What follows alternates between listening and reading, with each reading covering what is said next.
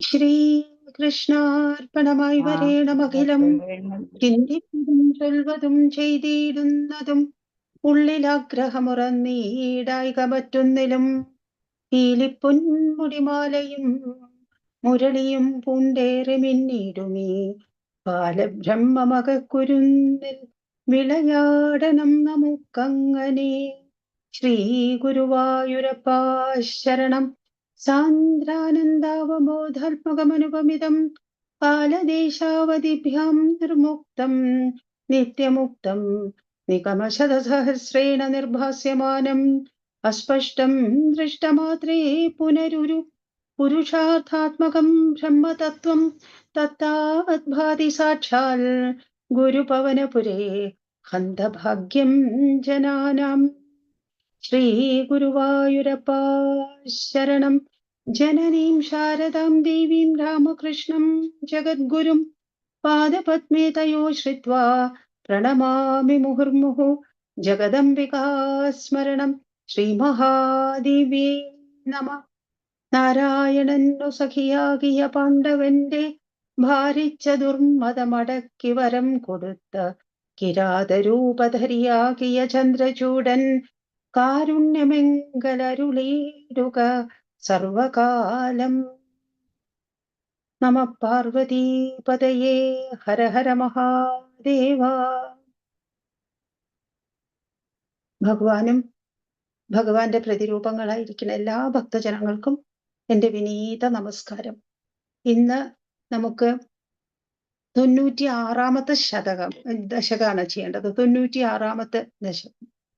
അതിലെ ഭഗവാന്റെ വിഭൂതികളെ പറ്റി പറയുന്നു. ശ്രീമദ് ഭഗവത്ഗീതയില് 10-ാമത്തെ അധ്യായത്തില്, അതുപോലെ ശ്രീമദ് ഭാഗവതത്തിലെ 11-ാമത്തെ സ്കന്ധത്തിലെ 16-ാമത്തെ അധ്യായത്തിലൊക്കെ ഭഗവാന്റെ വിഭൂതികളെ പറ്റി പറയുന്നു. ഭഗവാന്റെ വിഭൂതി എന്ന് പറഞ്ഞിട്ടുണ്ടെങ്കിൽ ഭഗവാന്റെ മാഹാത്മ്യം, ഭഗവാന്റെ ഗ്ലോറീസ്, അതിൽ പെട്ടതാണ് ഭഗവാൻ എല്ലാമാണ് എന്നുള്ളത്. ഒരു സാധാരണ വ്യക്തിയെ പറ്റി പറയുമ്പോൾ ആ വ്യക്തിയുടെ വലിയ ഗുണങ്ങൾ എടുത്ത് പറയും. ഭഗവാനെ പറ്റി പറയുമ്പോൾ വലിയ ഗുണങ്ങൾ എടുത്ത് പറയുന്നതോടൊപ്പം നമുക്ക് ഓർമ്മിക്കാനുള്ളത് ഭഗവാൻ എല്ലാമാണ് എന്നുള്ളതാണ്. അതാണ് ഭഗവാന്റെ ഏറ്റവും വലിയ മഹാത്മ്യം. ഭഗവാൻ എല്ലാമാണ്, എല്ലാത്തിലും ഭഗവാനുണ്ട്, എല്ലാം തന്നെ ഭഗവാനിലാണ് സ്ഥിതി ചെയ്യുന്നത് എന്നുള്ളതാണ്. അതിനെ പറ്റിയാണ് കാര്യമായിട്ട് ഈ ദശകത്തിൽ പറയുന്നത്. അതോടൊപ്പം തന്നെ ഇതിനു മുമ്പും നമ്മൾ കേട്ടിട്ടുള്ളതാണ്. 90-ാമത്തെ ദശകം കഴിഞ്ഞ ശേഷം നമ്മൾ പലതും ധ്യാനത്തെ പറ്റി കേട്ടു, കർമ്മയോഗത്തെ പറ്റി, ജ്ഞാനം, പലതിനെ പറ്റിയിട്ടും. അതിനെ പറ്റിയെല്ലാം ഇവിടെയും എടുത്തിട്ട് ഒന്നുകൂടി ഭക്തിയാണ് ഏറ്റവും നല്ല മാർഗം. നമുക്കൊക്കെ തിരഞ്ഞെടുക്കാൻ പറ്റിയ മാർഗം, നമ്മെ പോലെയുള്ള സാധാരണക്കാർക്ക് തിരഞ്ഞെടുക്കാൻ പറ്റിയ മാർഗം ഭക്തിയാണെന്നുള്ളത് ഒന്നുകൂടി ഭട്ടതിരി ആചാര്യൻ അത് എടുത്ത് ഉറപ്പിച്ചു പറയുകയാണ്. 10 ശ്ലോകങ്ങളാണ് ഇതിലുള്ളത്. ശ്രദ്ധര വൃത്തത്തിലുള്ളതാണ്. ഓരോ വരികളും കുറച്ച് നീളമുള്ളതാണ്. 1-ാമത്തെ ശ്ലോകം. ത്വം ഹി ബ്രഹ്മൈവ സാക്ഷാത് പരമമുരുമഹിമന്നക്ഷരാണാമകാരസ്താരോ മന്ത്രേഷു രാജ്ഞാം മനുരസി മുനിഷു ത്വം ഭൃഗുർനാരദോപി പ്രഹ്ലാദോ ദാനവാനാം പശുഷു ച സുരഭി പക്ഷിണാം വൈനതേയോ നാഗാനാമസ്യനന്ദ സുരസരിതപി ച സ്രോതസം വിശ്വമൂർത്തേ. ഭഗവാൻ വിശ്വമൂർത്തിയാണ്.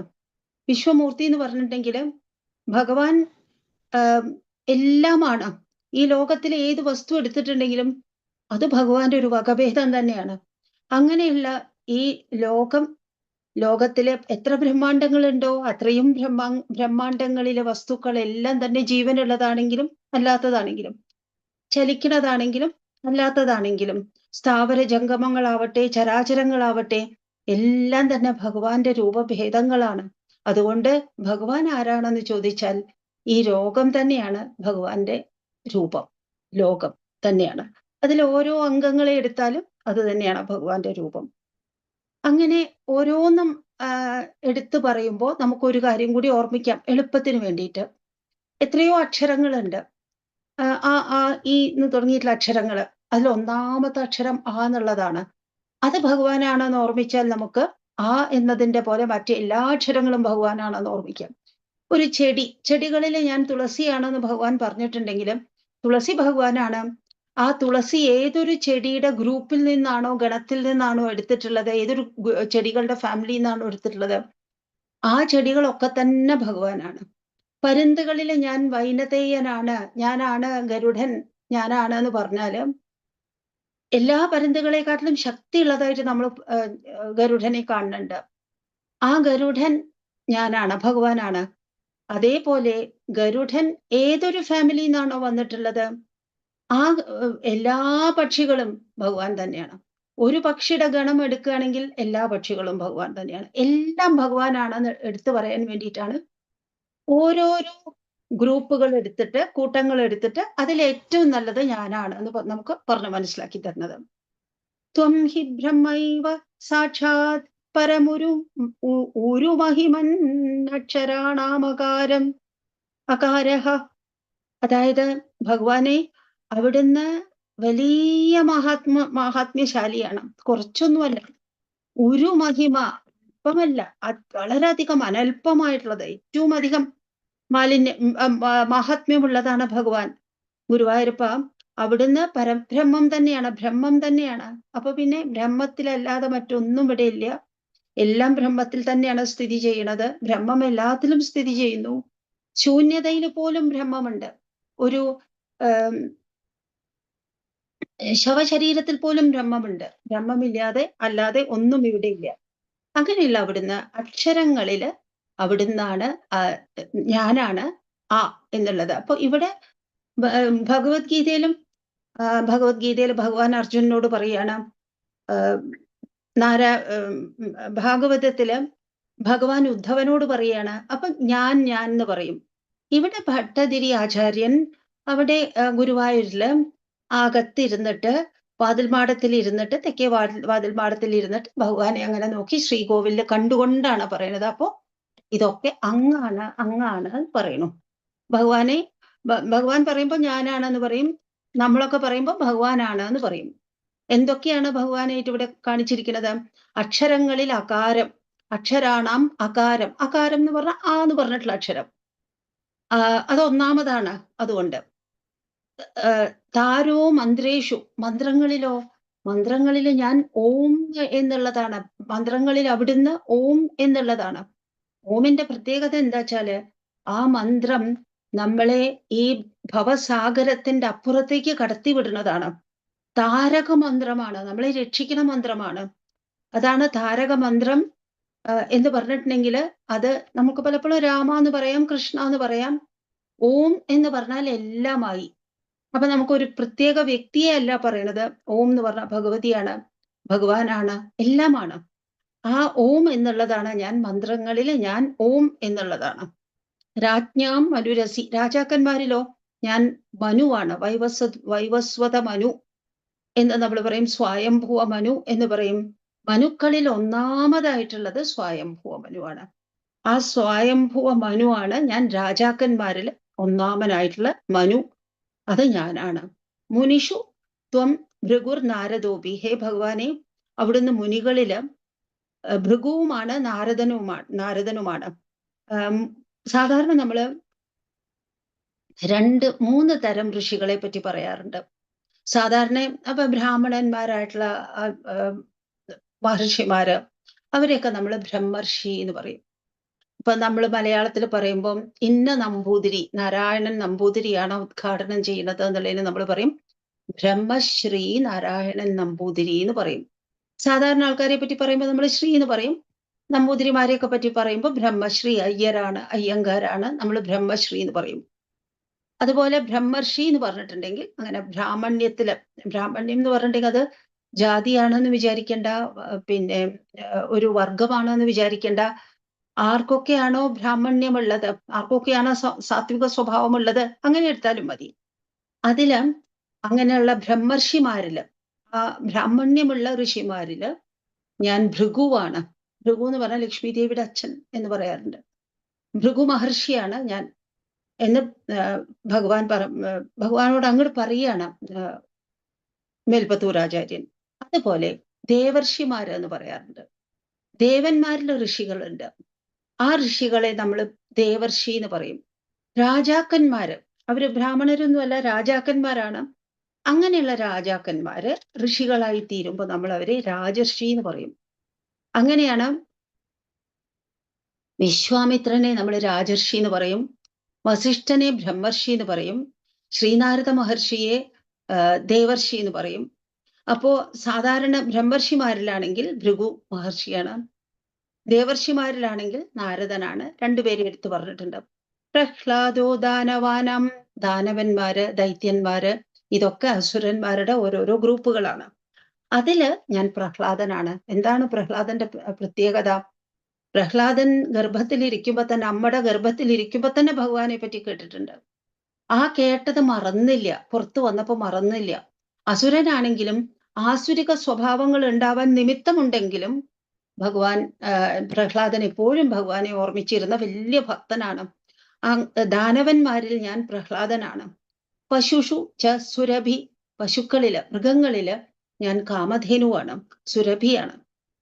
പക്ഷിണം വൈനതേയോ, പക്ഷികളില് ഞാൻ വൈനതേയനാണ്. വൈനതേയൻ എന്ന് പറഞ്ഞാൽ ഗരുഡൻ. ഗരുഡന്റെ അമ്മയുടെ പേര് വിനീത എന്നാണ്. വിനീത എന്നായതുകൊണ്ട് വൈനതേയൻ എന്ന് പറയുന്നത് വിനിതയുടെ പുത്രൻ. പക്ഷികളിൽ വൈനതേയനാണ്. നാഗാനാമസ്യനന്ദ, ഭഗവാനെ അവിടുന്ന് നാഗങ്ങളില് അനന്തനാണ്. ആ അനന്തനാണ് ഭഗവാന് തൽപ്പമായിട്ട് കിടക്കിയായിട്ടിരിക്കുന്നത്. ആ അനന്തൻ തന്നെയാണ് ഈ ഭൂമിയെ തൻ്റെ തോളില് ഏറ്റി നിൽക്കുന്നത്. ഒരു കടുകുമണി പോലെ അത്ര ലൈറ്റാണ് ഈ അനന്തന് ഭൂമി, ഭാരിച്ച ഭൂമി. അങ്ങനെയുള്ള അനന്തനാണ് നാഗങ്ങളില് അവിടുന്ന്. സുരസരിതപിച സ്രോതസം, സ്രോതസ്സുകളില്, ജലപ്രവാഹങ്ങളില്, നദി, പിന്നെ ചെറിയ ഒരു അരുവി, നദി, ഇതൊക്കെ തന്നെ ജലപ്രവാഹങ്ങളാണ്. നദികളിൽ ഞാൻ ഗംഗാ നദിയാണ്. ഗംഗാ നദിയുടെ പ്രത്യേകത എന്താണ്? അതെല്ലാത്തിനെയും പരിപാവനമാക്കി തീർക്കും. അതിലെ ജലം നമ്മളൊക്കെ അശുദ്ധപ്പെടുത്തിയത് കൊണ്ടാണ്. അല്ലെങ്കിൽ ഗംഗാജലം വളരെ ശുദ്ധമാണ്, മറ്റുള്ള ജലങ്ങളെക്കാട്ടിലൊക്കെ ശുദ്ധമാണ്. അങ്ങനെയുള്ള ഗംഗാജലം, അതുകൊണ്ടാണ് അതിൽ കുളിച്ചിട്ടുണ്ടെങ്കിൽ ഗംഗ ഭഗവാന്റെ പാദത്തിൽ കൂടെ ഒഴുകി വന്നതാണ്, വിഷ്ണുപാദത്തിലൂടെ ഒഴുകി വന്നതാണ്. അതുകൊണ്ട് ഭഗവാന്റെ ആ വൈഷ്ണവ പ്രഭാവം ഗംഗാ നദിക്കുമുണ്ട്. അങ്ങനെയുള്ള വിശ്വമൂർത്തേ.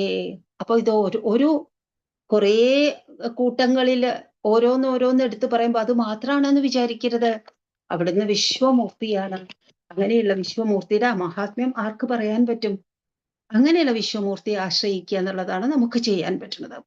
രണ്ടാമത്തെ ശ്ലോകത്തിൽ പറയുന്നു, ബ്രഹ്മണ്യാനാം ബലിസ്ത്വം ക്രതുഷു ച ജപയജ്ഞോസി വീരേഷു പാർത്ഥോ ഭക്താനാമുദ്ധവസ്ത്വം ബലിമസി ബലിനാം ധാമ തേജസ്വിനാം ത്വം നാസ്ത്യന്തസ്ത്വദ് വികസദ് അതിശയം വസ്തു സർവം ത്വമേവ ത്വം ജീവസ്ത്വം പ്രധാനം യദിഹ ഭവധൃതേ തന്ന കിഞ്ചിത് പ്രപഞ്ചേ. കഴിഞ്ഞ ശ്ലോകത്തിൽ പറഞ്ഞത് തന്നെ ഇവിടെയും തുടരുന്നു. കുറച്ച് വസ്തുക്കൾ എടുത്തിട്ട്, ഏതെങ്കിലും ചില കൂട്ടങ്ങൾ എടുത്തിട്ട് അതിൽ ഞാൻ ഇന്നതാണെന്ന് പറയുന്നു. ബ്രഹ്മണ്യാനാം ബലി, ബ്രഹ്മണ്യൻ എന്ന് പറഞ്ഞാൽ ബ്രാഹ്മണൻ എന്നുള്ളതല്ല, ബ്രാഹ്മണനിൽ ഭക്തിയുള്ള ആളാണ് ബ്രഹ്മണ്യൻ. ഏറ്റവും കൃഷ്ണൻ വലിയ ബ്രാഹ്മണ ഭക്തനാണ്. അങ്ങനെയുള്ള കൃഷ്ണൻ, ബ്രാഹ്മണ ഭക്തനായിട്ടുള്ള കൃഷ്ണനെ നോക്കി മേൽപ്പത്തൂർ ആചാര്യൻ പറയുകയാണ്. അപ്പൊ നമുക്ക് ബ്രഹ്മണ്യരിൽ കൃഷ്ണനാണെന്ന് പറയാൻ വയ്യ. കാരണം ഭഗവാൻ ആരാണെന്നാണ് നമ്മൾ പറയുന്നത്.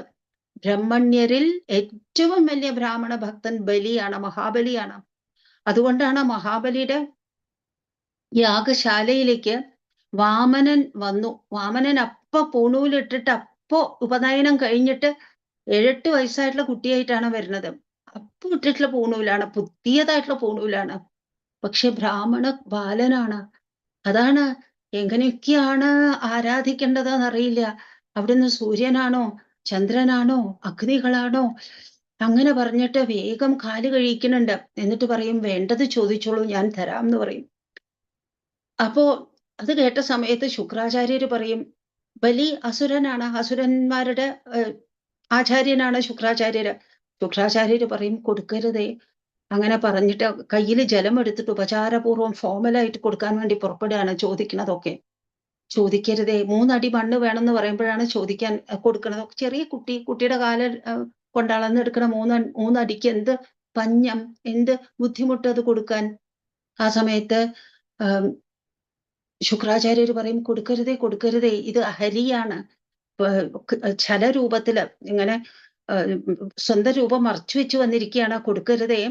എല്ലാം എടുക്കും, കൊടുക്കാൻ പറഞ്ഞു കഴിഞ്ഞാൽ എല്ലാം എടുക്കുന്നു. മാത്രമല്ല അതൊക്കെ കൊണ്ടുപോയിട്ട് ഇന്ദ്രന് കൊടുക്കും. ഇന്ദ്രന്റെയാണ് സ്വർഗം. ആ സ്വർഗത്തിൽ നിന്ന് ഇന്ദ്രനെ പുറത്തേക്ക് അയച്ചിട്ടാണ് ബലി അവിടെ ഇരിക്കുന്നത്.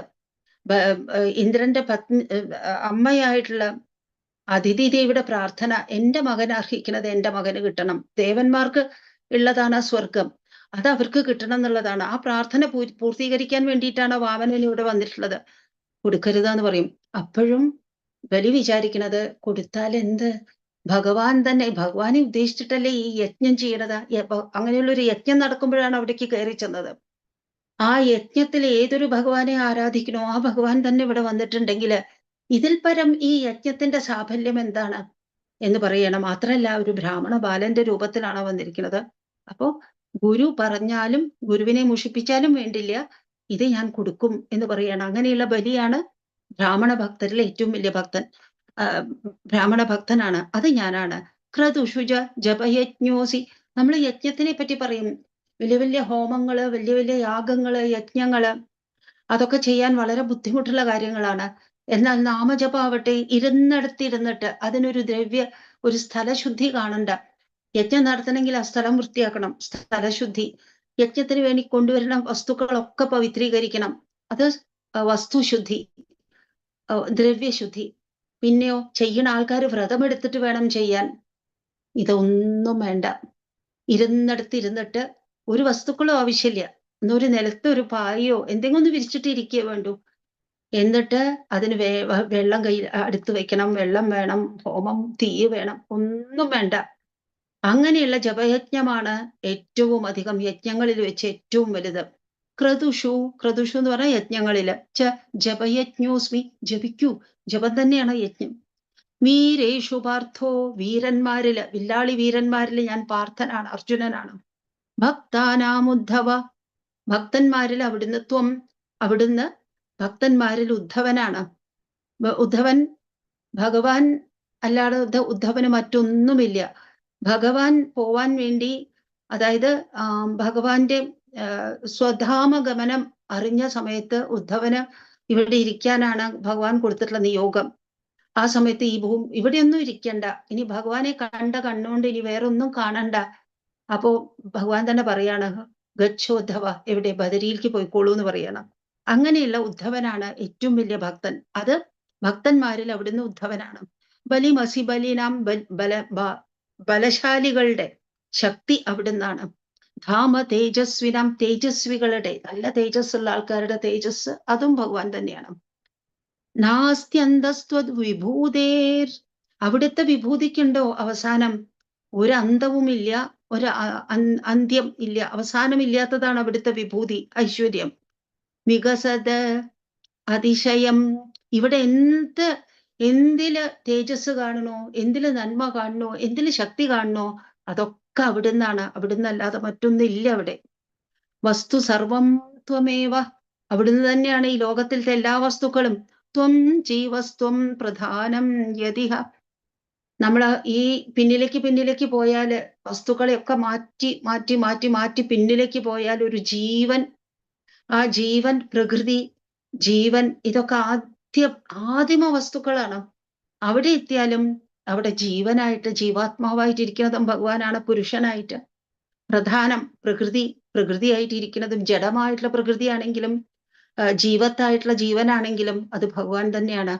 ഭഗവത് ഹൃദേ തന്ന കിഞ്ചത് പ്രപഞ്ചേ, ഈ പ്രപഞ്ചത്തില് അവിടുന്നല്ലാതെ ഭഗവാനെ അവിടുന്നല്ലാതെ മറ്റൊന്നും തന്നെ ഇല്ല. 3-ാമത്തെ ശ്ലോകത്തിൽ പറയുന്നു. ഇപ്പൊ ഇത്രയും വിഭൂതികളെ പറ്റി പറഞ്ഞു. ഇനി ഭക്തിയുടെ മഹത്വത്തെ പറ്റി പറയാൻ തുടങ്ങുകയാണ്. ധർമ്മം വർണ്ണാശ്രമാണം ശ്രുതിപദവിഹിതം ത്വത്പരത്വേന ഭക്ത്യാ കുർവന്തോന്തർവിരാഗേ വികസതി ശനകൈ സന്ധ്യജന്തോ ലഭന്തേ സത്താസ്ഫൂർത്തിപ്രിയത്വാത്മകമഖില പദാർത്ഥേഷു ഭിന്നേഷ്വഭിന്നം നിർമൂലം വിശ്വമൂലം പരമമഹമിതി ത്വദ്വിബോധം വിശുദ്ധം. ധർമ്മം അനുഷ്ഠിക്കണം. ഓരോ ആശ്രമത്തിന് ഒരു വിദ്യാർത്ഥിയാണെങ്കിൽ വിദ്യാർത്ഥിയുടെ ബ്രഹ്മചര്യത്തിന്റെ ധർമ്മം അനുഷ്ഠിക്കണം. ഗൃഹസ്ഥനാവുമ്പോ ഗൃഹസ്ഥന്റെ, വിദ്യാർത്ഥിയാവുമ്പോ പണം സമ്പാദിക്കേണ്ട ആവശ്യമില്ല. പക്ഷേ ശ്രദ്ധയോടുകൂടി അധ്യയനം ചെയ്യണം. ഗൃഹസ്ഥനാവുമ്പോഴോ ധർമ്മം, പണം സമ്പാദിക്കണം. ആ പണം നല്ല കാര്യങ്ങൾക്ക് വേണ്ടി ചെലവഴിക്കണം, ദാനം ചെയ്യണം. ഇതൊക്കെ ഒരു ഗൃഹസ്ഥന്റെ ഡ്യൂട്ടിയാണ്. അപ്പോ ഗൃഹസ്ഥാശ്രമത്തിൽ ഇരിക്കുന്നവർക്ക് അതൊക്കെയാണ് ചെയ്യേണ്ടത്. അത് കഴിഞ്ഞ് ഗൃഹസ്ഥാശ്രമം കഴിഞ്ഞ് വാനപ്രസ്ഥമായിട്ട് കാട്ടിലേക്ക് പോകുമ്പോഴോ അവിടെ വാനപ്രസ്ഥന്റെ ധർമ്മങ്ങളുണ്ട്. അതായത് മരങ്ങളെ ഒന്നും ദ്രോഹിക്കരുത്, പഴുത്തു വീഴുന്ന പഴങ്ങൾ കഴിക്കാം, താഴെ കാണുന്ന വേരുകള് ഒരു മരത്തിനെയും ബുദ്ധിമുട്ടിക്കാണ്ട് അതൊക്കെ ഭക്ഷിക്കാം. അതേസമയം ആരെങ്കിലും അവരവരിയ്ക്കുന്ന ആശ്രമത്തിലെ പർണശാലയായിരിക്കും. ഒരു പർണശാലയിൽ ഇരിക്കുന്ന സമയത്ത് അവിടെ വരുന്നവരാരൊക്കെയുണ്ടോ അവർക്കൊക്കെ അതിഥി പൂജ ചെയ്യണം. അതൊക്കെ കയ്യിലുള്ള വസ്തുക്കൾ കൊണ്ട്, ഒന്നും പുതിയതായിട്ട് പോയി സമ്പാദിക്കണം എന്ന് പറയില്ല. അത് കഴിഞ്ഞ് സന്യാസിയാണെങ്കിലോ, സന്യാസിയാവണ സമയത്ത് പിന്നെ എല്ലാം ഈ നമ്മൾ മനസ്സിലാക്കുന്ന നിയമങ്ങൾക്കൊക്കെ സന്യാസികൾക്ക് നിയമമുണ്ട്. അതും കഴിഞ്ഞ് പിന്നെയാണ് പരമഹംസനായിട്ടും അവധൂതനായിട്ടും ഒക്കെ ഉള്ളപ്പോഴാണ് നമ്മൾ നിയമങ്ങളില്ല എന്ന് പറയുന്നത്. 4 ആശ്രമങ്ങളിലും അതാത് കർത്തവ്യങ്ങൾ ചെയ്തുകൊണ്ട് മുന്നോട്ട് പോണം. 4 വർണ്ണങ്ങളിലും ബ്രാഹ്മണർക്ക് അധ്യയനം എന്നുള്ളതാണ്, പഠിക്കുക. അതിനാണ് അവരുടെ ബ്രെയിൻ എക്വിപ്ഡ് ആണ്. അതേസമയം ക്ഷത്രിയരാണെങ്കിൽ അവരുടെ ദേഹം എന്തിനു വേണ്ടിയിട്ടാണ്? രാജ്യത്തെ രക്ഷിക്കാനും മറ്റുള്ള ജീവികളെ രക്ഷിക്കാനും ഒക്കെ കയ്യൂക്ക് ഉപയോഗിച്ചിട്ട് രക്ഷിക്കാൻ വേണ്ടി ചില ആൾക്കാർ ഇവിടെ വേണം. അതാണ് ക്ഷത്രിയര്. അതേസമയം ഈ സൊസൈറ്റിയുടെ ആർത്ഥികമായിട്ടുള്ള ആവശ്യങ്ങൾ, ധനപരമായിട്ടുള്ള ആവശ്യങ്ങൾ ചെയ്തു തീർക്കാൻ ആൾക്കാർ വേണം. കാരണം എല്ലാവരും കയ്യൂക്കുള്ളവരായിട്ട് ഇരുന്നു, പഠിക്കാൻ മാത്രം ഇരുന്നു പറഞ്ഞതുകൊണ്ട് സമൂഹത്തിന്റെ ആവശ്യങ്ങൾ നടക്കില്ല. അതിന് കൃഷി ചെയ്യാൻ ആൾക്കാർ വേണം, പശുവിനെ വളർത്താൻ ആൾക്കാർ വേണം, പശുവിന്റെ പാല് കൊടുത്തിട്ട് വല്ലതൊക്കെ വാങ്ങി വിത്ത് വാങ്ങി വിത്ത് വിതയ്ക്കാനും എല്ലാം ആള് വേണം. അങ്ങനെ ഇക്കണോമിക് ആക്ടിവിറ്റീസ് ഒക്കെ നടത്തിക്കൊണ്ടുപോകാൻ ഈ ലോകത്തിൽ കുറച്ച് ആൾക്കാർ വേണം. അവരാണ് വൈശ്യര്. പിന്നെയോ ഈ 3 പേർക്കും അവർക്ക് വേണ്ടത് എത്തിച്ചു കൊടുക്കുക, അവർക്ക് വേണ്ട സേവനം ചെയ്തു കൊടുക്കുക, അതൊക്കെ ചെയ്യുന്നവരാണ് ശൂദ്രര്. അങ്ങനെ 4 വർണ്ണങ്ങളിലുള്ളവർക്കും അവരുടേതായിട്ടുള്ള കടമകളുണ്ട്.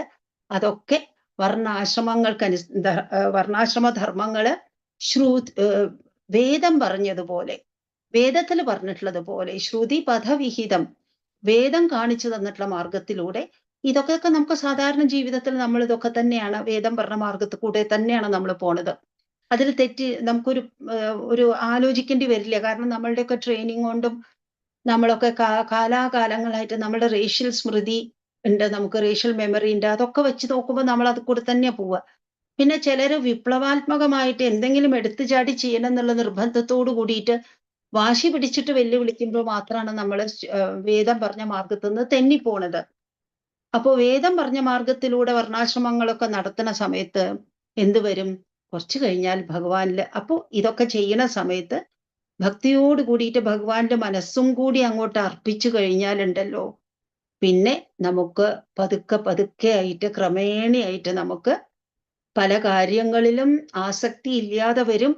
ആസക്തി ഇല്ലാതെ വന്നിട്ട് കർമ്മം ചെയ്യണ്ടാത്തൊരവസ്ഥയിലേക്ക്, എങ്ങനെയാണോ ഒരു പഴം പഴുത്ത് ഞെട്ടിയിൽ നിന്ന് അറ്റ് നിലത്ത് വീണത്, അതുപോലെ മനഃപൂർവമല്ലാതെ പോസിബിൾ ആയിട്ടല്ലാതെ തന്നെ നമ്മളിൽ നിന്ന് ആഗ്രഹങ്ങളും കർമ്മങ്ങളും ഒക്കെ കൊഴിഞ്ഞു പോവും. ആ സമയത്തോ നമുക്ക് ആയിരിക്കും നമ്മൾ അറിയണത്? എല്ലാ കാര്യങ്ങളിലും ഏതൊരു കാര്യം എടുത്താലും ഏതൊരു വസ്തു എടുത്താലും അതിൽ സച്ചിദാനന്ദമായിട്ട് നമുക്ക് ബ്രഹ്മത്തിനെ കാണും. സത്ത് എന്ന് പറഞ്ഞാൽ ഏതൊരു വസ്തു എടുത്താലും അതിന് സത്തുണ്ട്, ഒരു ഉണ്മ. ഉണ്മ എന്ന് പറഞ്ഞിട്ടുണ്ടെങ്കിൽ ഉണ്ട് എന്നുള്ള അവസ്ഥ, അത് ബ്രഹ്മം നൽകുന്ന ഒരു അവസ്ഥയാണ്. അത് ബ്രഹ്മത്തിന്റെ ഗുണമാണ്. ബ്രഹ്മത്തിന് ഗുണമില്ല എന്നാണ് നമ്മൾ പറയുക, എന്നാലും ഒരു ബ്രഹ്മത്തിന്റെ സ്വഭാവമാണ് നമുക്ക് മനസ്സിലാവുന്ന തരത്തില്. പിന്നെ എല്ലാത്തിലും ഒരു കോൺഷ്യസ്നെസ് ഉണ്ട്, എന്ത് വസ്തുവിലും. അത് മനുഷ്യരിൽ അത് ഏറ്റവും ഉയർന്ന നിലയിലാണ്. ഇപ്പൊ ജന്തുക്കളിലാണെങ്കിൽ അവർക്കും അവരെ രക്ഷിക്കാൻ അറിയാം, അവർക്ക് പുറത്തേക്ക്, ഒരു എലിയാണെങ്കിൽ എലിക്ക് പുറത്തേക്ക് പോകാനുള്ള മാർഗം അറിയാം. അതിലും ചെറിയ വസ്തുക്കളാണെങ്കിലും, ഒരു ബാക്ടീരിയ ആണെങ്കിലും വൈറസ് ആണെങ്കിലും അതിനെങ്ങനെ ദേഹത്തിൽ പ്രവേശിച്ചിട്ട് എങ്ങനെ ദേഹത്തിൽ നിന്ന് എല്ലാം വലിച്ചെടുക്കണം എന്നുള്ളത് അറിയാം. ഒക്കെ എല്ലാത്തിനും ബോധമുണ്ട്. ആ ബോധത്തില് മനുഷ്യന്റെ ബോധം വിശേഷമാണ്. കാരണം എന്താ വെച്ചാൽ താൻ എവിടെ നിന്ന് വന്നു, ഈശ്വരനെ പറ്റി ഈശ്വരാവബോധം മനസ്സിൽ പേറാൻ പറ്റും മനുഷ്യന്. ഇപ്പൊ മനുഷ്യന്റെ കോൺഷ്യസ്നസ് ഏറ്റവും അധികമാണ്. പക്ഷെ നമ്മൾ പലപ്പോഴും കേട്ടിട്ടുണ്ട്, കല്ലിൽ പോലും, ഒരു പാറ കഷ്ണത്തിൽ പോലും വളരെ വളരെ മിടിപ്പ് വളരെ കുറവാണ്. അതിന്റെ അതിന്റെ ബീറ്റ് വളരെ കുറവാണ്, മിടിപ്പ്. എന്നാലും അതിൽ പോലും ബോധമുണ്ട് എന്നാണ് പറയുന്നത്. നമുക്കത് അറിയില്ല. ജന്തുക്കളെ കാണുമ്പോൾ നമുക്കറിയാം അതിന് ബോധമുണ്ട് എന്നുള്ളത് അറിയാം. മൃഗ സസ്യങ്ങളെ കാണുമ്പോഴും നമുക്ക് കുറെയൊക്കെ അറിയാം അതിന് ബോധമുണ്ട് എന്നുള്ളത് അറിയാം. പക്ഷെ നിർജീവമായിട്ടുള്ള വസ്തുക്കളെ പറ്റി നമുക്കറിയില്ല. ഉണ്ട് എന്നുള്ളത് ആണ് എല്ലാവരും ആചാര്യന്മാരൊക്കെ പറയുന്നത്. പിന്നെ എല്ലാത്തിലും ആനന്ദം. ഈ ആനന്ദം എന്ന് പറയുന്നത് സാധാരണ നിലയിൽ ഒന്നും കിട്ടാതെയും ഒന്നും ആവശ്യപ്പെടാതെയും അങ്ങനെ ഇരിക്കുന്ന സമയത്ത് ആനന്ദം അനുഭവിക്കുന്നത് പലപ്പോഴും ഋഷിമാരൊക്കെയാണ്, തപസ്വികളൊക്കെയാണ്. നമ്മെ സംബന്ധിച്ചിടത്തോളം ആനന്ദമുണ്ട്. പക്ഷെ അത് വളരെ ക്വാളിഫൈഡ് ആണ് ആനന്ദം. അതെങ്ങനെയാണ് വെച്ചാൽ ഉപാധികളുണ്ട്, അതിന് മീൻസ് ഉണ്ട്. നമുക്കിപ്പോ ഒരു പുസ്തകം വായിക്കുന്ന ആൾക്ക് വായിക്കാൻ പുസ്തകം കിട്ടണം. നല്ല പോലെ വസ്ത്രങ്ങൾ അണിഞ്ഞ് നടക്കാൻ ആഗ്രഹമുള്ളവർക്ക് വസ്ത്രം കിട്ടണം. അതേപോലെ തന്നെ മറ്റ് സൗകര്യങ്ങൾ, ക്രീച്ചർ കംഫർട്ട്സ്, ഇതൊക്കെ നമുക്ക് കിട്ടുമ്പോൾ നമുക്ക് സന്തോഷമുണ്ട്. ചിലപ്പോൾ നമുക്ക് വേണ്ടിയായിരിക്കില്ല, ആരെങ്കിലും നമുക്ക് എന്തെങ്കിലും തന്നിട്ടുണ്ടെങ്കിൽ നമുക്കത് വേറൊരാൾക്ക് കൊടുക്കുക എന്നുള്ളതായിരിക്കും നമ്മളുടെ സന്തോഷം. എന്തൊക്കെയാണെങ്കിലും നമുക്കൊക്കെ ഒരു ഒരു ഉപാധിയിലൂടെയാണ് നമുക്ക് ആനന്ദം കിട്ടുന്നത്. എന്നാലും ഈ ആനന്ദം പോലും ആ വലുതായിട്ടുള്ള ഉപാധികളില്ലാത്ത ആനന്ദത്തിന്റെ പ്രതിഫലനമാണ് നമുക്കൊക്കെയുള്ള ചെറിയ ചെറിയ ആനന്ദങ്ങൾ. അതിനെയാണ് നമ്മൾ പ്രിയത്വം എന്ന് പറയുന്നത്. നമുക്ക് ഇത് ഇഷ്ടമാണ്, അത് ഇഷ്ടമാണ്. എന്താ കാരണം? അത് കിട്ടുമ്പോൾ നമുക്കൊരു ആനന്ദമുണ്ട്. ആ ആനന്ദം ബ്രഹ്മാനന്ദവുമായിട്ട് തുലനം ചെയ്യാൻ പറ്റില്ലെങ്കിലും അതിന്റെ ചെറിയൊരു രൂപമാണ്, അതിന്റെ ചെറിയൊരു റിഫ്ലക്ഷൻ ആണ് എന്നുള്ളത് നമ്മൾ അറിയണം. അങ്ങനെ നോക്കുന്ന സമയത്ത്, നമ്മൾ ഏതിനെ കാണുന്ന സമയത്ത് അതിലൊക്കെ നമുക്ക് ഈശ്വരനുണ്ട്. ഇപ്പൊ എനിക്ക് ഇഷ്ടമില്ലാത്തൊരു കാര്യം ഉണ്ടെങ്കിലോ, പ്രിയത്വമില്ലാത്തൊരു കാര്യം ഉണ്ടെങ്കിലോ, എനിക്ക് ഇഷ്ടമല്ലെങ്കിൽ വേറൊരാൾക്ക് അത് ഇഷ്ടമായിരിക്കും. എനിക്ക് മുളക് കഴിക്കാൻ ഇഷ്ടമില്ല, പക്ഷെ വേറൊരാൾക്ക് എരിവുള്ളത് ഇഷ്ടമാണ്. എനിക്ക് മധുരം ഇഷ്ടമില്ല, പക്ഷെ വേറൊരാൾക്ക് മധുരം വളരെ ഇഷ്ടമാണ്. ഏത് വസ്തുക്കളെ എടുത്താലും അത് ആർക്കെങ്കിലും ഇഷ്ടമുണ്ടായിരിക്കും, ഏതെങ്കിലും മനുഷ്യന്മാർക്ക് അല്ലെങ്കിൽ ജീവികൾക്ക്. നമ്മൾക്ക് ഏറ്റവും അധികം ഇഷ്ടമില്ലാതെ കാണുന്ന വിസർജന വസ്തുക്കളൊക്കെ ചില മൃഗങ്ങൾക്ക് അതുപോലും ഭക്ഷണമായിരിക്കും. പ്രിയത്വത്തോട് കൂടിയിട്ടായിരിക്കും അത്. എന്തിൽ നോക്കിയാലും ഒന്നുകിൽ എന്റെ പ്രിയത്വം അല്ലെങ്കിൽ വേറൊരാളുടെ പ്രിയത്വം. ഇതാ വലുതായിട്ടുള്ള ആനന്ദത്തിന്റെ ചെറിയൊരു രൂപമാണെന്ന് നമ്മൾ മനസ്സിലാക്കുകയാണെങ്കിൽ ഈ ലോകത്തിലുള്ള എല്ലാത്തിലും തന്നെ ബ്രഹ്മമുണ്ട് എന്നുള്ളത് നമുക്ക് മനസ്സിലായിരിക്കും. സത്താ സ്ഫൂർത്തി പ്രിയത്വാത്മകം അഖില പദാർത്ഥേഷു ഭിന്നേഷ്വഭിന്നം. ഈ ലോകത്തിലുള്ള എല്ലാ പദാർത്ഥങ്ങളിലും, പദാർത്ഥങ്ങൾ വ്യത്യാസമല്ലേ? തീർച്ചയായിട്ടും മുളക് പൊടിയും പഞ്ചസാരയും വ്യത്യാസമുണ്ട്, ഒരു നായയും കഴുതിയും വ്യത്യാസമുണ്ട്, ഒരു സ്ത്രീയും പുരുഷനും വ്യത്യാസമുണ്ട്. ഈ വ്യത്യാസങ്ങളൊക്കെ ഉണ്ടെങ്കിലും എല്ലാത്തിലും വിവിധ വിവിധ തരത്തിലിരിക്കുന്ന ഭഗവാൻ. ഈ വൈവിധ്യങ്ങൾക്കൊക്കെ ഉള്ളില് ഒരു ഏകത്വമുണ്ട്, സമാനത ഉണ്ട്. ആ അഭിന്നമായിട്ടാണ് ഇതെല്ലാം. ശരിക്കും ആലോചിച്ചു നോക്കിയ ഏതൊരു വസ്തുവിനെയും ഏതൊരാളെയും എടുത്ത് അപഗ്രഥിച്ചു പോയാൽ നമുക്കത് 5 എലിമെന്റ്സ് ആയിട്ട്, 5 ഭൂതങ്ങളായിട്ട് അതിനെ നമുക്ക് ബ്രേക്ക് ഡൗൺ ചെയ്യാൻ പറ്റും. ഇത് നമ്മൾ ഇതുവരെ കേട്ട് ശീലിച്ചിട്ടുള്ള ഭാഷയിൽ, പുതിയ മോഡേൺ സയൻസിന്റെ ഭാഷയിലാണെങ്കിൽ എല്ലാത്തിനെയും മോളിക്യൂൾസ് അല്ലെങ്കിൽ ആറ്റം, അതല്ലെങ്കിൽ സബ് അറ്റോമിക് പാർട്ടിക്കിൾസ് ആയിട്ട് എല്ലാത്തിനെയും തരം തിരിച്ചു കഴിഞ്ഞാൽ ഏറ്റവും ബേസിക് ആയിട്ടുള്ള ബിൽഡിംഗ് ബ്ലോക്ക് ഒന്ന് തന്നെയാണെന്നുള്ളത് മനസ്സിലാവും. അപ്പോ എല്ലാത്തിലും ഭിന്നമാണെങ്കിലും അഭിന്നമാണ് എന്ന് നമുക്ക് മനസ്സിലാക്കാൻ പറ്റും. നിർമൂലം വിശ്വമൂലം,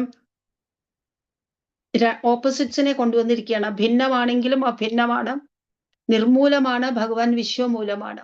ബ്രഹ്മം എന്ന് പറയുന്നത് ഈ വിശ്വത്തിന്റെ മുഴുവനും, ജഗത്തിന്റെ മുഴുവനും, പ്രപഞ്ചത്തിന്റെ മുഴുവനും കാരണമാണ്, ആദി കാരണം.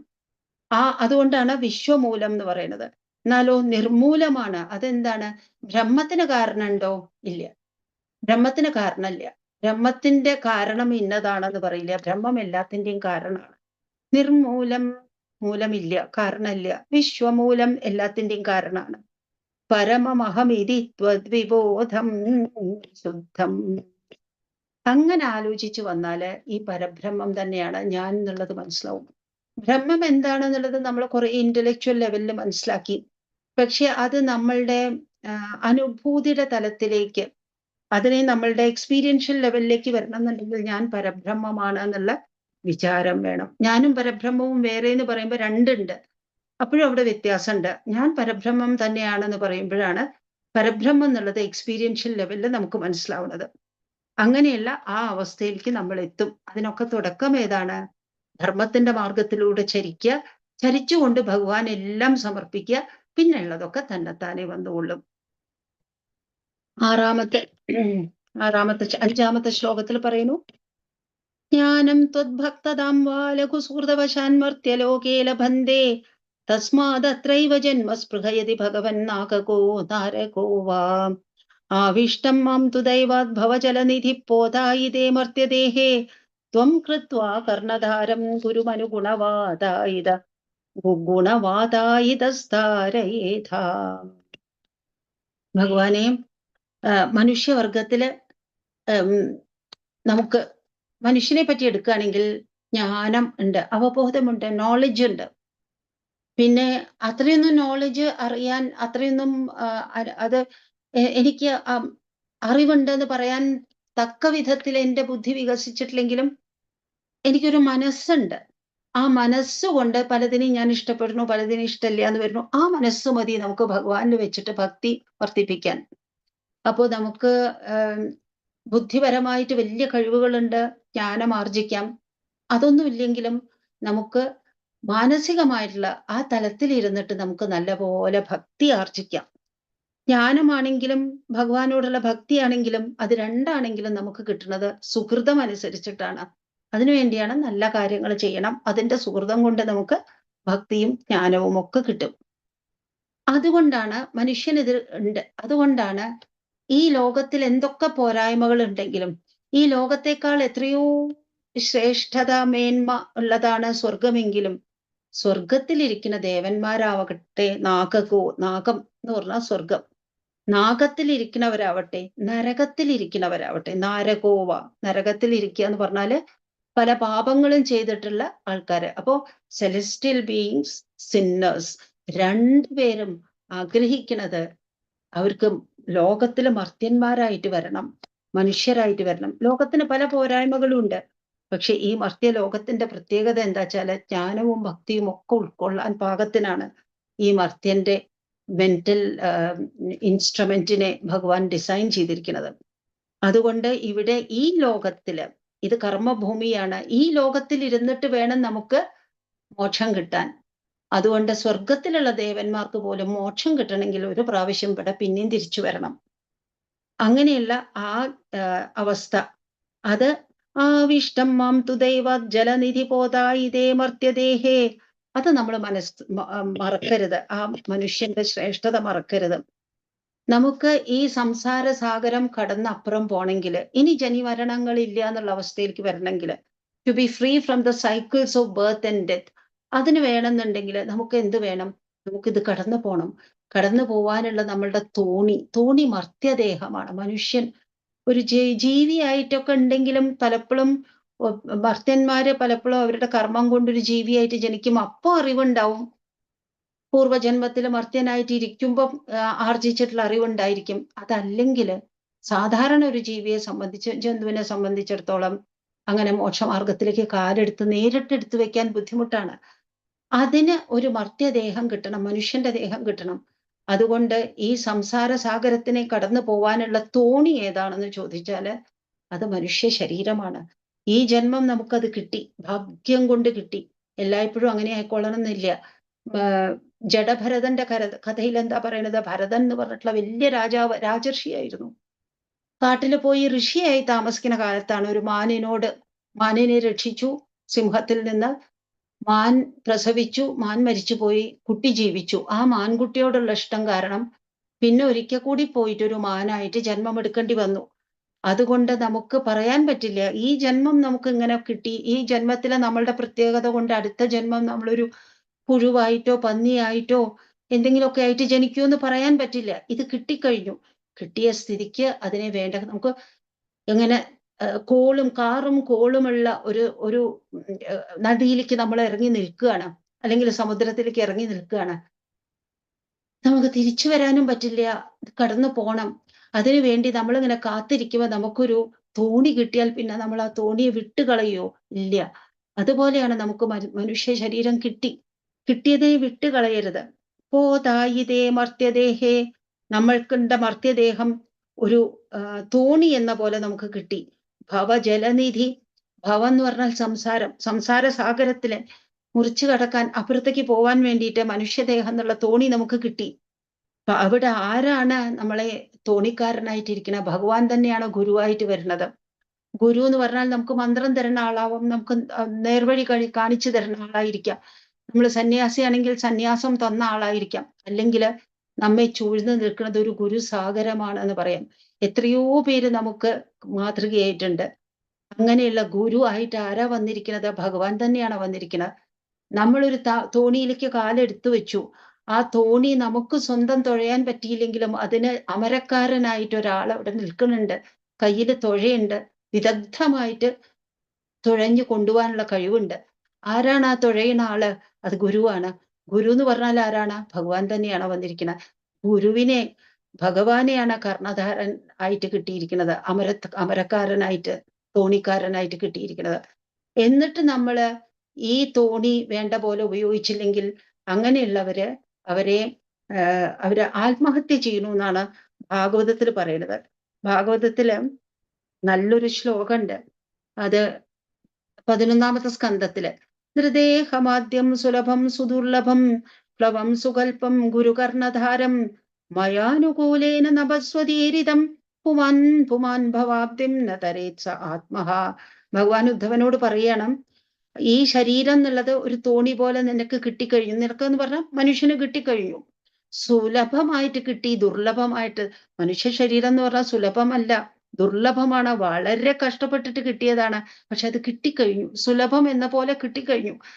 നമ്മളുടെ സുഹൃതം കൊണ്ടോ അനുഗ്രഹം കൊണ്ടോ നമുക്കത് കിട്ടിക്കഴിഞ്ഞു. എന്നിട്ടോ അത് നല്ല തോണിയാണ്, മുങ്ങാത്ത തോണിയാണ്. അവിടെ അമരക്കാരനായിട്ടിരിക്കാൻ ഗുരുവിനെ തന്നെ കിട്ടിയിട്ടുണ്ട്. എന്നിട്ടോ ഭഗവാൻ പറയണം, ഞാൻ നിങ്ങൾക്ക് ഒരു തോണിക്ക് പോവാൻ അനുകൂലമായിട്ടുള്ള കാറ്റ് വേണം, ഫേവറബിൾ ആയിട്ടുള്ള വിൻഡ്സ് വേണം. അങ്ങനെയുള്ള കാറ്റായിട്ട് ഞാൻ തന്നെ ഉണ്ട്. എന്നിട്ടും നിങ്ങൾ ഈ തോണി ഉപയോഗിക്കണില്ലെങ്കിൽ, ഈ ഭവസാഗരം കടന്നു പോവാൻ വേണ്ടിയിട്ട് നിങ്ങൾ ശ്രമിക്കണില്ലെങ്കിൽ അയാളെ ആത്മഹത്യ ചെയ്യുന്നവനെ പറയാൻ പറ്റുള്ളൂ. അതായത് എത്ര വലിയ നഷ്ടാണ്. ഒരു ഒരു ഏതൊരു ജീവിക്കും ഏറ്റവും വലിയ ധനം എന്താണ്? ആ ജീവനാണ്. ആ ജീവനെ വേണമെന്ന് വിചാരിച്ചിട്ട് കളയുന്നത് പോലെയാണ് ഉപയോഗിച്ചില്ലെങ്കിൽ. അതാണ് ഇവിടെ അവസാനം പറയുന്നത്. ആവിഷ്ടം മാം തു ദൈവാത്. ഭാഗ്യം കൊണ്ട് എനിക്ക് ആ തോണി കിട്ടി, ഞാൻ അതിലേക്ക് പ്രവേശിച്ചു, ഞാനൊരു മനുഷ്യനായി ജനിച്ചു. ഭവജലനിധി പോതായിതേ മർത്യദേഹേ. ഈ മർത്യദേഹം എന്ന് പറഞ്ഞിട്ടുണ്ടെങ്കിൽ കടത്തിക്കൊണ്ടുപോകാനുള്ള തോണിയാണ്. ത്വം കൃത്വാ കർണധാരം. ഭഗവാനെ അവിടുന്ന് തന്നെ കർണധാരനായിട്ട്, അമരക്കാരനായിട്ട് വരുന്നു, ഗുരുവായിട്ട്. അനുഗുണവാദായുധ അനുകൂലമായിട്ടുള്ള കാറ്റായിട്ട് ഭഗവാന്റെ അനുഗ്രഹം വരുന്നുണ്ട്. എന്നിട്ട് അത് ഉപയോഗിച്ചില്ലെങ്കിൽ അത് വലിയ നഷ്ടാണ്. അവ്യക്തം മാർഗയന്ത ശ്രുതിപിരവിനയേ കേവലജ്ഞാനലുബ്ധ ക്ലിശ്യന്തേ തീവസിദ്ധിം ബഹുതരജനുഷാമന്ത ഏവാപ്നുവന്തി ദൂരസ്ഥ കർമ്മയോഗോപി ച പരമഫലേനന്വയം ഭക്തിയോഗസ്വാമൂലാദേവ ഹൃദ്യസ്വരിതമയി ഭവത് പ്രാപകോ വർദ്ധതാം നേ.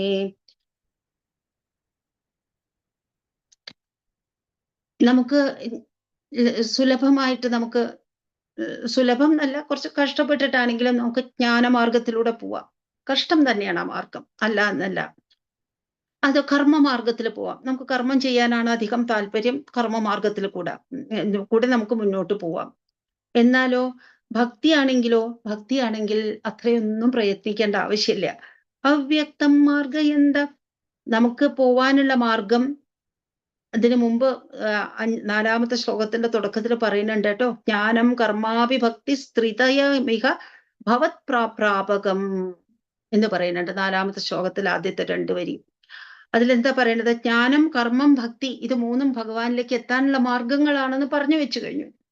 അത് നമ്മളെ പോലെയുള്ള സാധാരണക്കാർക്ക് അതെങ്ങനെയാണ് ഉപയോഗിക്കാൻ പറ്റുക എന്ന് ചോദിച്ചാല്, ജ്ഞാനത്തിന്റെ മാർഗം എന്ന് പറയുന്നത് അവ്യക്തമാണ്, വളരെ തെളിഞ്ഞു കാണില്ല. ഒരു കാട്ടിൽ കൂടെ നടന്നു പോകുമ്പം ഒറ്റയടിപ്പാതകളൊന്നും അവിടെ കാണാനില്ല. നമ്മൾ സ്വന്തമായിട്ട് മാർഗം കണ്ടുപിടിക്കണം. ഇതുപോലെയാണ് ജ്ഞാനമാർഗത്തിൽ പലപ്പോഴും. അതില് ഇതുപോലെ മുമ്പ് നടന്നു പോയപ്പോ നമുക്കാണെങ്കിലും ഓർമ്മിക്കുമ്പോ പൂന്താനത്തിനെ പറ്റി ഓർമ്മിച്ചു, പ്രഹ്ലാദനെ പറ്റി ഓർമ്മിച്ചു.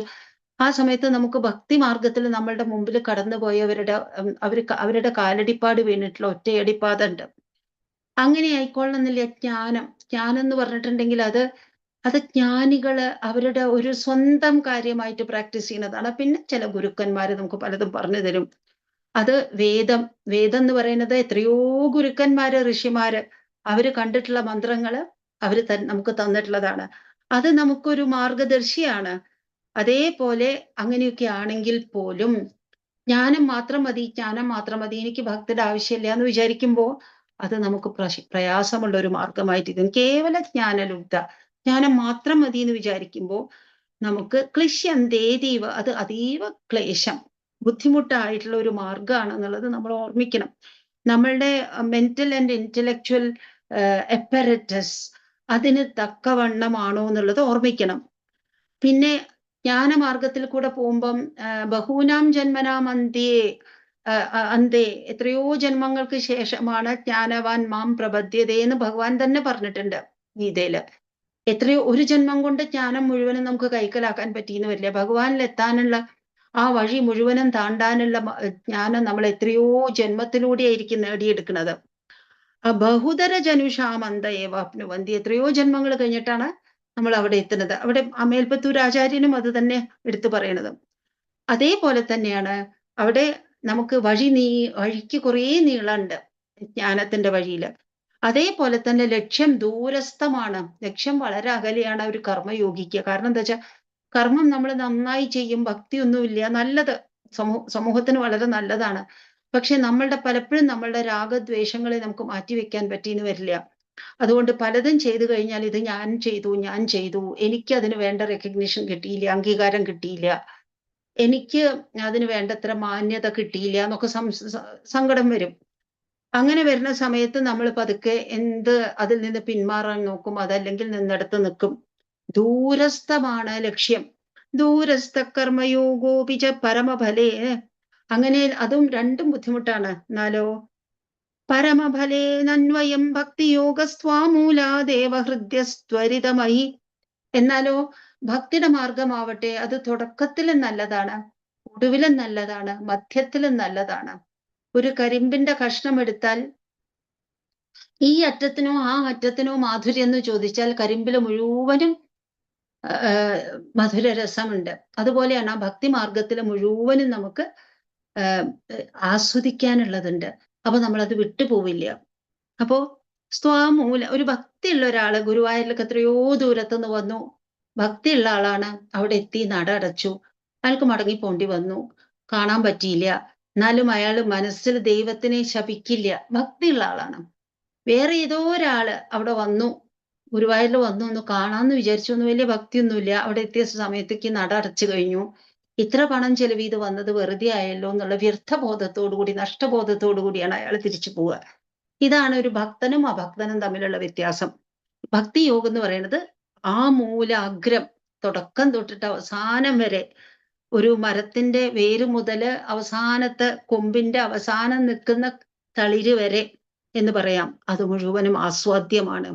അതുകൊണ്ട് അതും ഭഗവാനാണെങ്കിൽ അത് വളരെ ഹൃദ്യമാക്കി തരും. നമുക്ക് ഭക്തി ഉള്ളപ്പോൾ ഭഗവാൻ അതിനെ നമുക്ക് വളരെയധികം ഹൃദ്യമാക്കി തരും.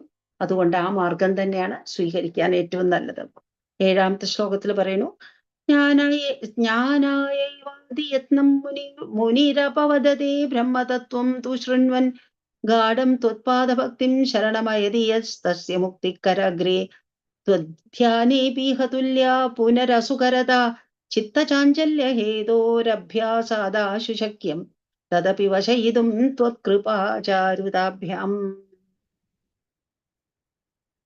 നമ്മൾ വ്യാസഭഗവാൻ തന്നെ പലപ്പോഴും കേവല ജ്ഞാനത്തിന് വേണ്ടി കഷ്ടപ്പെട്ട് ചെയ്യണ സമയത്ത് നമുക്ക് ആ ജീവിക്കുന്നതിന്റെ രസവും ആനന്ദവും ഒക്കെ നഷ്ടപ്പെടും. അതുകൊണ്ട് ആ തീവ്ര യത്നത്തിനെ നിഷേധിച്ചുകൊണ്ടാണ് പലപ്പോഴും വലിയ വലിയ ആചാര്യന്മാര്, വ്യാസഭഗവാനെ പോലെയുള്ള ആചാര്യൻ ഭാഗവതത്തിൽ പറഞ്ഞത് മുഴുവനും ഭക്തിയാണ് ഏറ്റവും നല്ലത് എന്നാണ്. ഇപ്പൊ തീവ്രയത്നം ജ്ഞാനത്തിന് വേണ്ടി ചെയ്യുമ്പോൾ അതിൽ നിന്ന് ജീവിതത്തിന്റെ ആസ്വാദ്യത അതിൽ നിന്ന് അകന്നു പോവും. പക്ഷേ ബ്രഹ്മതത്വം നമുക്ക് അറിഞ്ഞിരിക്കണം. ജ്ഞാനം എന്തായാലും നമുക്ക് വേണം. ഗുരുമുഖത്ത് നിന്ന് വിനയത്തോടുകൂടി അത് കേട്ടതൊക്കെ ഭഗവാന് സമർപ്പിച്ചുകൊണ്ട് അതിനെ മനനം ചെയ്യുമ്പോൾ നമുക്ക് അതിൽ നിന്ന് വലിയ പ്രകാശം കിട്ടും, വെളിച്ചം കിട്ടും, അതിൽ നിന്ന് വലിയ ആസ്വാദ്യത കിട്ടും, അത് എൻജോയബിൾ ആയി തീരും. അങ്ങനെയാവുമ്പോൾ നമ്മളുടെ കയ്യിൽ വന്ന് മുക്തി കയ്യിലിരിക്കണ പോലെ, കരതലാമലകം പോലെ, കയ്യിലിരിക്കുന്ന നെല്ലിക്ക പോലെ കിട്ടിക്കഴിഞ്ഞതായിട്ട് നമുക്ക് അനുഭവം വരും. അതുകൊണ്ട് അതേപോലെ തന്നെ ധ്യാനമാർഗം എടുക്കുകയാണെങ്കിലും ധ്യാനത്തിനിരുന്നു കുറേ നേരം ശ്രദ്ധ കിട്ടി, പിന്നെ കുറേ നേരം ശ്രദ്ധ ഇല്ല. ശ്രദ്ധ ഇല്ലാതെ വരുന്ന സമയത്ത് മനസ്സിങ്ങനെ ചാഞ്ചാടിക്കൊണ്ടിരിക്കും. അങ്ങനെ ആവണത് എളുപ്പത്തിൽ ചെയ്യാൻ പറ്റില്ല എന്നുള്ളത് ഈ ധ്യാനമാർഗത്തിലും ഒരു തടസ്സമായിട്ട് വരാം. പക്ഷെ ആ ധ്യാനം പോലും ഭഗവാന്റെ ദയ കൊണ്ട്, ഭഗവാന്റെ ആ രൂപസൗന്ദര്യം ആലോചിക്കുന്ന സമയത്ത്, ജ്ഞാനിയെ സംബന്ധിച്ചിടത്തോളം ഭഗവാൻ ഒരു രൂപം കൊടുക്കാനുണ്ടായിരിക്കില്ല, രൂപസൗന്ദര്യം ഉണ്ടായിരിക്കില്ല. ഭക്തനെ സംബന്ധിച്ചിടത്തോളം ഏതൊക്കെ തരത്തിൽ ഗുരുവായൂരപ്പനെ കാണാം, ഏതൊക്കെ തരത്തിൽ കൃഷ്ണനായിട്ട് ക്രോൾ ചെയ്ത് നടക്കുന്നത് കാണാം, മഞ്ചാടിക്കുരു എടുത്ത് കളിക്കുന്നത് കാണാം, പശുവിന്റെ വാല് പിടിച്ചിട്ട് ഓടുന്നത് സങ്കല്പിക്കാം, അതല്ലെങ്കിൽ ഗോപികമാരുടെ കൂടെ വൃന്ദാവന ലോലനായിട്ട് നൃത്തം ചെയ്യുന്നത് വിചാരിക്കാം, രാധാദേവിയുടെ കൂടെ രഹസ്യത്തിൽ ഇങ്ങനെ ഇരുന്ന് ഭഗവാൻ ഇങ്ങനെ സന്തോഷത്തോടു കൂടി വാർത്താലാപം ചെയ്യുന്നത് ആലോചിക്കാം. രുക്മിണി ദേവി വീശി കൊടുക്കുമ്പോൾ ഭഗവാൻ അതിങ്ങനെ കണ്ണടച്ചിരുന്നിട്ട് അത് ആസ്വദിക്കുന്നത്. ഏത് തരത്തിൽ വേണമെങ്കിലും ഭഗവാന്റെ രൂപസൗന്ദര്യം നമുക്ക് വിചാരിക്കാം. അപ്പൊ സൗന്ദര്യം കൊണ്ടും ഭഗവാന്റെ ദയ കൊണ്ടും നമുക്ക് ഇതെല്ലാം തന്നെ ഹൃദ്യമായി തീരും. അതായത് ഭക്തി കൂടി മേൻപൊടിയായിട്ടുണ്ടെങ്കിൽ നമുക്ക് എല്ലാം ഇതൊക്കെ തന്നെ ആസ്വാദ്യമായിട്ട് വരും. നിർവിണ്ണ കർമ്മമാർഗേ ഖലു വിഷമതമേ ത്വൽകഥാദൗ ജഗാഢം ജാതശ്രദ്ധോപി കാമാനൈ ഭുവനപദേ നൈവ ശക്നോമി ഹാതും തദ്ഭൂയോ നിശ്ചയേന ത്വയി നിഹിതമനാ ദോഷബുദ്ധ്യാ ഭജംസ്താൻ പുഷ്ണീയാം ഭക്തിമേവ ത്വയി ഹൃദയഗതേ നക്ഷ്യന്തി സംഘാം. നേരത്തെ ഒരു ശ്ലോകത്തിൽ പറഞ്ഞിട്ടുണ്ട്, ചില ആൾക്കാർക്ക് തീവ്ര വൈരാഗ്യം ഉണ്ടായിരിക്കും, അവർക്ക് ഭൂമിയിലത്തെ ഒന്നും ആസ്വദിക്കണം എന്നില്ല, തീവ്ര വൈരാഗ്യം, അവർക്കാണ് ഈ ജ്ഞാനമാർഗം എന്ന് പറയുന്നത്. അതേപോലെ തന്നെ ചിലർക്ക് അങ്ങനെ വലിയ വൈരാഗ്യമൊന്നുമില്ല, ആ കാര്യങ്ങളിലൊക്കെ നല്ല നല്ല വീട് വേണം, നല്ല സുഖമായിട്ട് ജീവിക്കണം, ആഗ്രഹങ്ങളുണ്ട്, നല്ല ആഗ്രഹങ്ങളുണ്ട്. അവർക്ക് കർമ്മമാർഗം അവർക്ക് യോജിക്കും. പിന്നെ ഭക്തിമാർഗം ആർക്കാണ് യോജിക്കുക? വലിയ തീവ്രമായിട്ടുള്ള വൈരാഗ്യമില്ല, ഒന്നിലും അതിയായിട്ടുള്ള ആസക്തി ഇല്ല, എന്നാലോ മനസ്സാണെങ്കിൽ ഭഗവാനെ ആലോചിക്കുമ്പോഴേക്കും അങ്ങനെ അലിഞ്ഞു പോവും. അങ്ങനത്തെവർക്ക് ഭക്തിമാർഗം. അങ്ങനെ 3 മാർഗങ്ങളെ പറ്റി പറയുന്നുണ്ട്. ഇവിടെ പറയണു അത്യന്തം ദുഃഖകരമായിട്ടുള്ള കർമ്മമാർഗം, അതായത് യാഗങ്ങളൊക്കെ അനുഷ്ഠിക്കുക, അങ്ങനെയൊക്കെയുള്ള കാര്യങ്ങൾ ചെയ്യുക. അങ്ങനത്തെയൊക്കെ ഉള്ള സമയത്ത് അതൊക്കെ ബുദ്ധിമുട്ടായിട്ട് നമുക്ക് തോന്നുമെങ്കിലും നമുക്ക് ഭഗവാനിൽ ശ്രദ്ധ വരികയാണെന്ന് വിചാരിക്കും.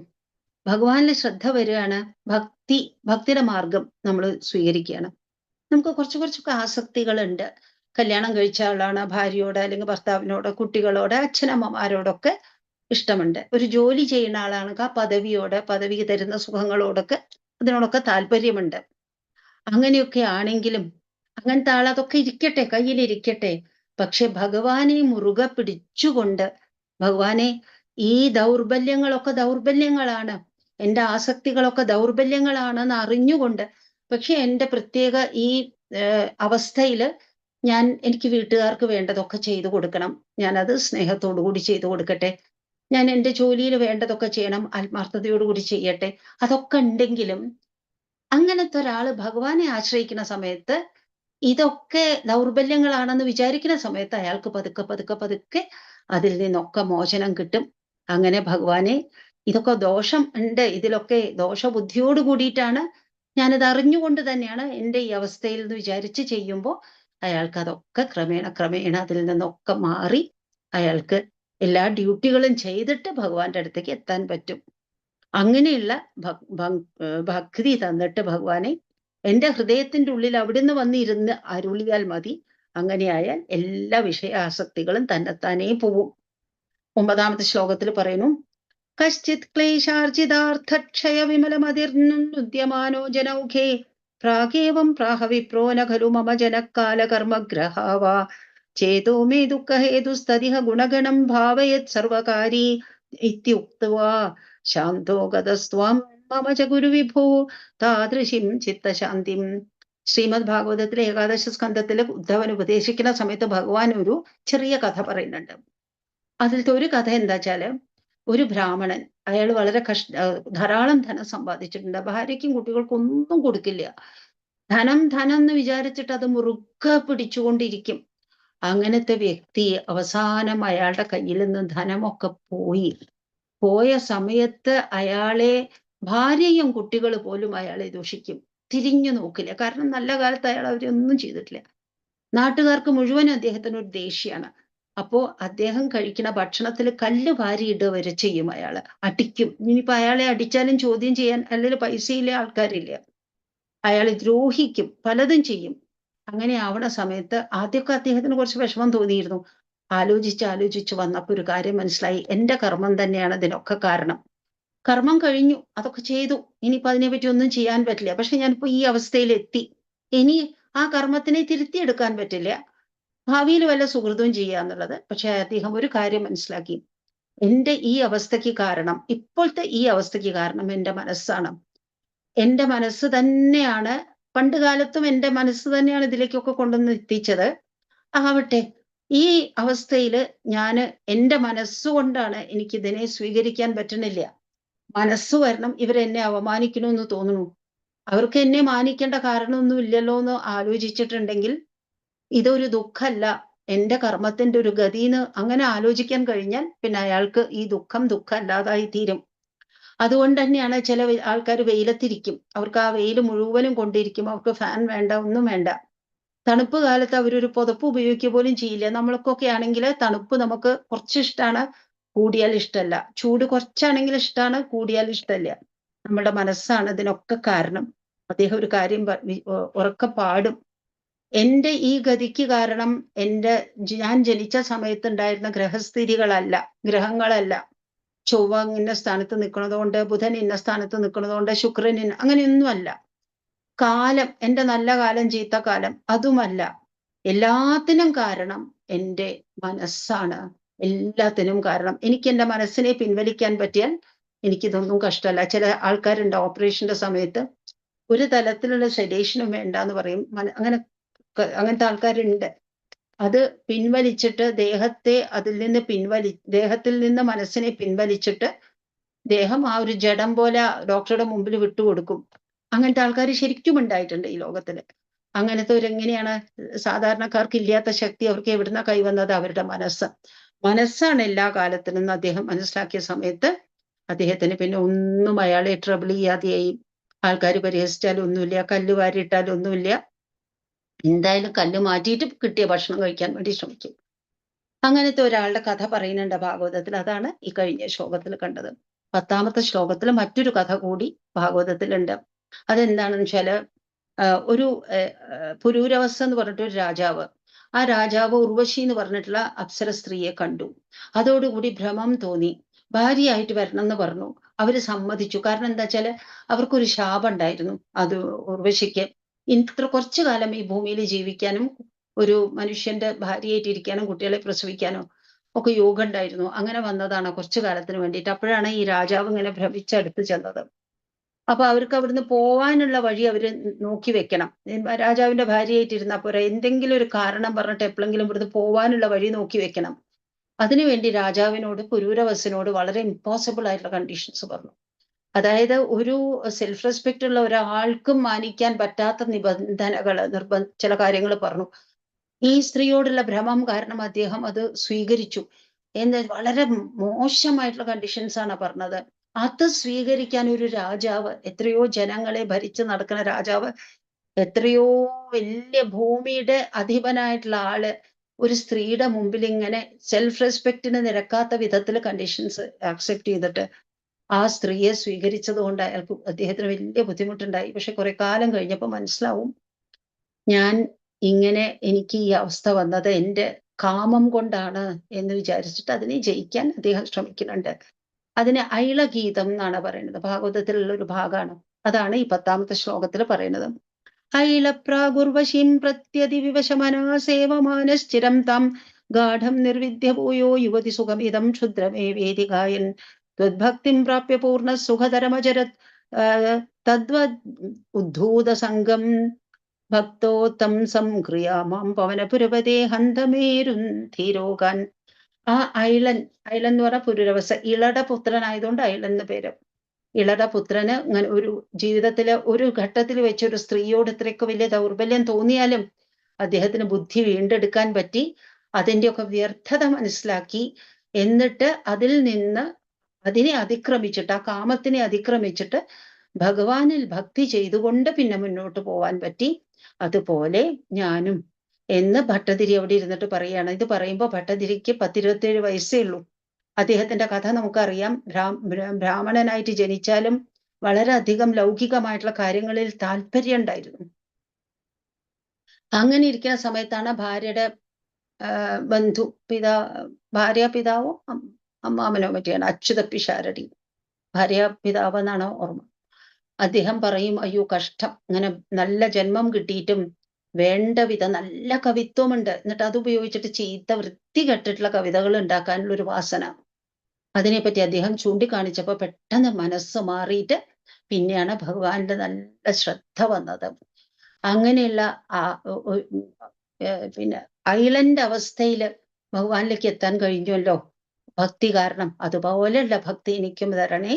ഞാനും ഈ സംസാരത്തിന്റെ അപ്പുറത്തേക്ക് എന്നെ കൊണ്ടുപോവാൻ അവിടുന്ന് അവിടുത്തെ ദയ കൊണ്ട് കനിഞ്ഞു തരുന്ന, കൃപ കൊണ്ട് കനിഞ്ഞു തരുന്ന ആ ഭക്തി എനിക്കും ഉപകാരമായി തീരണേ എന്ന് പറഞ്ഞിട്ടാണ് എല്ലാ ദശകങ്ങളെ പോലെയും ഹന്തമേ രുന്ധി രോഗാൻ, എന്റെ രോഗങ്ങളൊക്കെ മാറ്റിത്തരണേ. ഇതൊക്കെ പറയുന്ന സമയത്ത് 2 രോഗങ്ങളുണ്ട്. ദേഹത്തിനുള്ള രോഗവുമുണ്ട്, മനസ്സിനുള്ള ഭവരോഗവുമുണ്ട്. രണ്ടും മാറ്റിത്തരാൻ ഗുരുവായൂരപ്പന് പറ്റും. അതിനാണല്ലോ അദ്ദേഹം ഇപ്പൊ ഇവിടെ വന്നിട്ട് 100 ദിവസത്തേക്ക് തപസ്സിരുന്നിട്ട് ഓരോ ദിവസവും ചൊല്ലിയതാണ്. അനിയൻ എഴുതിയെടുത്തു. ആദ്യകാലത്തൊന്നും ഭയങ്കര വിഷമായിരുന്നു. അത് നാരായണീയം വായിക്കും പറയാം. ആദ്യത്തെ 3-4 ദിവസം, പ്രത്യേകിച്ച് 3-ാമത്തെ ദിവസം വരുമ്പോൾ വളരെ കഷ്ടപ്പെട്ടിട്ടുണ്ട് വേദന കാരണം. അതൊന്നൊക്കെ മാറി അവസാനം ഒരു നമസ്കാര ദശകമുണ്ട്. അത് വരുമ്പോ ഓരോ പദ്യം ചൊല്ലിയപ്പോഴും നമസ്കരിക്കാൻ വരെ ആ വാതരോഗത്തിൽ നിന്നൊക്കെ രക്ഷ നേടിയിട്ട് മേൽപ്പത്തൂരിന് പറ്റി എന്നാണ് നമ്മള് മേൽപ്പത്തൂരിന്റെ കഥ കേൾക്കുന്നത്. അപ്പോൾ എന്റെ രോഗങ്ങളൊക്കെ മാറ്റിത്തരണേ എന്ന് പ്രാർത്ഥിച്ചിട്ടാണ് ഇവിടെ അവസാനിക്കുന്നത്. നമുക്ക് പറഞ്ഞതൊക്കെ ഭഗവാന്റെ മുമ്പിൽ സമർപ്പിക്കാം. കായേന വാചാ മനസേന്ദ്രിയൈർവാ ബുദ്ധ്യാത്മനാ വാ പ്രകൃതേ സ്വഭാവാത് കരോമി യദ്യത് സകലം പരസ്മൈ നാരായണായേതി സമർപ്പയാമി.